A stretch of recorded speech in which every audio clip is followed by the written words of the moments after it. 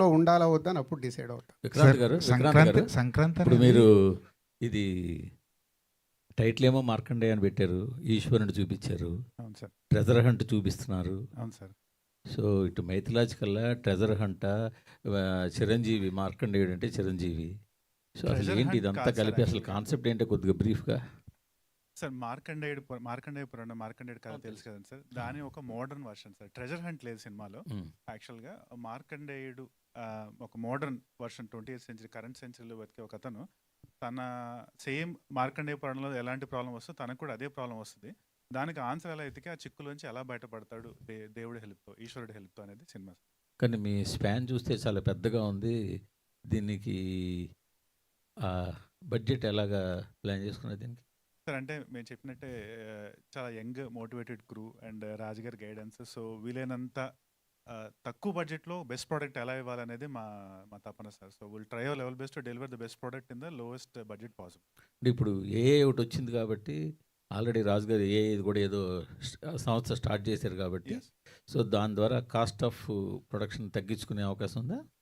Right no ఏఎని script level process story బోర్డింగ్లో వాడుతున్నాం సార్ మేము. రాజుగారు వాళ్ళ టూల్స్ ఉన్నాయి యాక్చువల్గా, వీఆర్ యూజింగ్ దెమ్ ఎవ్రీడే.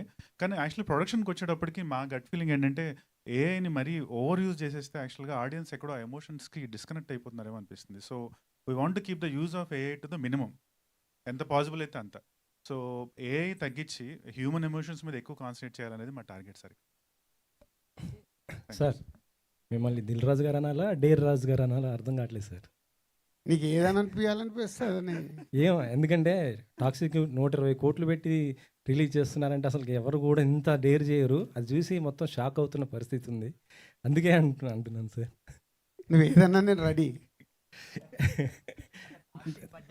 దాని గురించి ఏదన్నా నేను రెడీ అంటున్నాను. కాదు సార్, టాక్సిక్ అనేది 120 కోట్లు అనేది అది కేవలం అది పబ్లిసిటీ స్టంట్ అని కొంతమంది అంటున్నారు.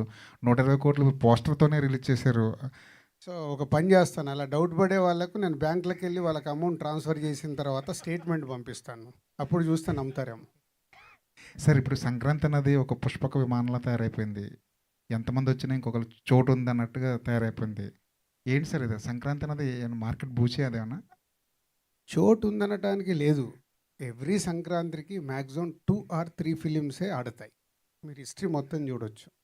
6 వచ్చిన ఆడేటి 2 నుంచి 3 సినిమాలే. అన్ని సినిమాలకు కాంపిటీషన్లో పొటెన్షియాలిటీ రాదు. సో ఎవరు కాంటెంట్ స్ట్రాంగ్ ఉంటే వాళ్ళు నిలబడతారు సంక్రాంతికి. సంక్రాంతి ఆ కోడి పుంజుల అది అక్కడ జరుగుతాయి కదా ఆంధ్రాలో పోటీ, ఇది కూడా అంతే, సినిమాలో పోటీ. అది ఏ సినిమా బాగుంటే అది నిలబడుతుంది. అందుకే ఆ క్రౌడ్లో ఉండాలా వద్దా అనేది అది ప్రొడ్యూసర్, హీరో, డైరెక్టర్ కాల్.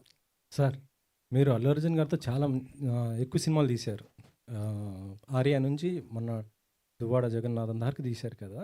ఆయన మీరు చాలా దగ్గరుండి గమనించారు కదా. ఇప్పుడు సోషల్ మీడియాలో జరుగుతున్న దీనిపైన మీరేం చెప్తారు? ఏం జరుగుతుంది సోషల్ మీడియాలో? అంటే కొద్దిగా ఆయన మారిపోయారు అనేసి ఏదో. అవునా, నేను అసలు సోషల్ మీడియాలో యాక్టివ్ 42 రూల్స్ ఏదో పెట్టేశారు అనేసి మొత్తం కొద్దిగా తెలియదు. నాకు తెలియని దాని గురించి నేను కామెంట్ చేయలేను. విక్రాంత్ గారు టీజర్ బాగుందండి. All the very best. Thank you.